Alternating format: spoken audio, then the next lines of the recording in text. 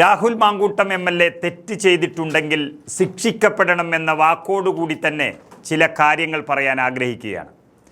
പരസ്പര സമ്മതത്തോടെയുള്ള ബന്ധം കുറ്റകരമല്ല എന്ന് കോടതി വ്യക്തമായി പറഞ്ഞിട്ടും അദ്ദേഹത്തിന് ജാമ്യം നൽകിയിട്ടും രാഹുൽ മാങ്കൂട്ടം എന്ന നേതാവിനെ ഇല്ലായ്മ ചെയ്യാനുള്ള പദ്ധതികൾ ആവിഷ്കരിച്ചുകൊണ്ടേയിരിക്കുകയാണ്. CPM-ഉം BJP-യും ഒന്നിച്ചു നിന്ന് ആക്രമിച്ചിട്ടും മുഖ്യമന്ത്രി പിണറായി വിജയൻ നേരിട്ടിറങ്ങി പോലീസിനെ വിന്യസിച്ചിട്ടും കള്ളക്കേസിൽ അകത്ത് കിടത്തിയിട്ടും പക തീരാത്ത ഭരണപക്ഷം മാങ്കൂട്ടം MLA-യെ സ്ഥാനഭ്രഷ്ടനാക്കാനുള്ള തിരക്കിലാണ് ഇപ്പോൾ ഉള്ളത്. അതിൻ്റെ ഭാഗമായി ഒന്നിലേറെ ബലാത്സംഗ കേസുകളിൽ പ്രതിയായ പാലക്കാട് MLA എന്ന പേര് ചാർത്തിക്കൊടുത്ത് രാഹുൽ മാങ്കൂട്ടത്തിലിനെ അയോഗ്യനാക്കാൻ തീയതിയും മുഹൂർത്തവും കുറിച്ചിരിക്കുകയാണ് CPM നേതൃത്വം. MLA-യുടെ അയോഗ്യതയിൽ തീരുമാനം തിങ്കളാഴ്ച എടുക്കുമെന്നാണ് ഇപ്പോൾ അറിയിച്ചിരിക്കുന്നത്. അതിൻ്റെ ഭാഗമായി രാഹുൽ മാങ്കൂട്ടത്തിലിനെ MLA സ്ഥാനത്ത് നിന്ന് അയോഗ്യനാക്കണമെന്ന പരാതി നിയമസഭാ എത്തിക്സ് ആൻഡ് പ്രിവിലേജ് കമ്മിറ്റി 2-ാം തീയതി, അതായത് തിങ്കളാഴ്ച പരിഗണിക്കുകയാണ്. വാമനപുരം MLA CPM നേതാവുമായ DK മുരളി നൽകിയ പരാതിയിലാണ് പ്രിവിലേജ് കമ്മിറ്റി പരിഗണിക്കാനിരിക്കുന്നത്. പീഡനമളക്കാൻ അളവുകോലും കൊണ്ടുപോയി PK ശശിക്ക് തീവ്രതയില്ല എന്ന് കണ്ടെത്തിയ CPM ബലാത്സംഗ കേസിലെ പ്രതിയായ മുകേഷ് MLA-യെ ഇപ്പോഴും സംരക്ഷിച്ചു നിർത്തി ചാരിത്ര പ്രസംഗം നടത്തുന്ന CPM രാഹുൽ മാങ്കൂട്ടത്തെ ക്രിമിനൽ എന്നാണ് വിളിക്കുന്നത്. അങ്ങനെ നിരന്തരം ക്രിമിനൽ കേസുകളിൽ പ്രതിയാകുന്ന രാഹുലിനെ അയോഗ്യനാക്കണമെന്നാണ് CPM-ന്റെ ആവശ്യം. എത്തിക്സ് കമ്മിറ്റിയുടെ ചെയർമാനായി ഒരുപക്ഷെ മുകേഷ് MLA-യെ നിയമിക്കുമോ എന്നാണ് ഇപ്പോൾ കേരളം ഇങ്ങനെ ഉറ്റുനോക്കുന്നത്. ഏതായാലും രാഹുലിൻ്റെ ഭാഗം കൂടി കേട്ടാകും കമ്മിറ്റി തീരുമാനമെടുക്കുക എന്നാണ് അറിയുന്നത്. അതുമാത്രമേ അവർക്ക് കഴിയുകയുള്ളൂ.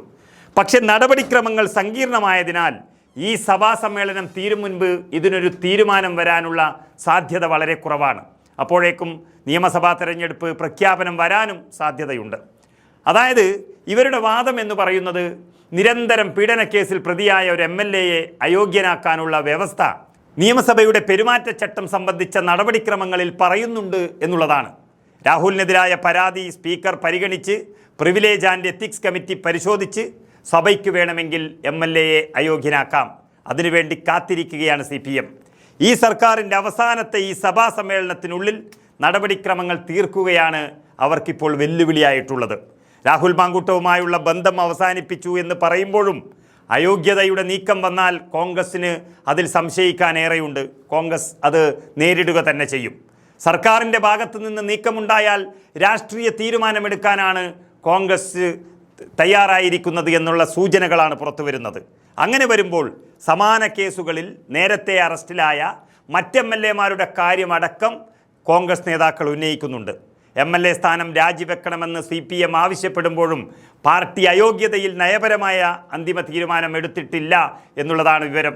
കാരണം അപ്പുറത്ത് മുകേഷ് ഇരിക്കുന്നുണ്ട്. ഏതായാലും രാഹുൽ മാങ്കൂട്ടത്തെ അത്ര പെട്ടെന്ന് തൊടാനുള്ള ആംബിയർ ഒന്നും ഇവർക്കില്ല എന്നുള്ളതാണ് സത്യം. ഒരു കാര്യം ഇവിടെ ഉറപ്പിക്കാം, കോടതി പറയുന്നതാണ് ഈ രാജ്യത്തെ നിയമം, അല്ലാതെ സഖാക്കളും പിണറായിയും പറയുന്നതല്ല. അതുകൊണ്ട് മനഃപൂർവ്വം ദ്രോഹിക്കാൻ ആണ് ഇവരെല്ലാം ശ്രമിച്ചതെങ്കിൽ 100% ഇവർ കുടുങ്ങുക തന്നെ ചെയ്യും എന്നുള്ളതിൻ്റെ സൂചനയാണ് ലഭിക്കുന്നത്.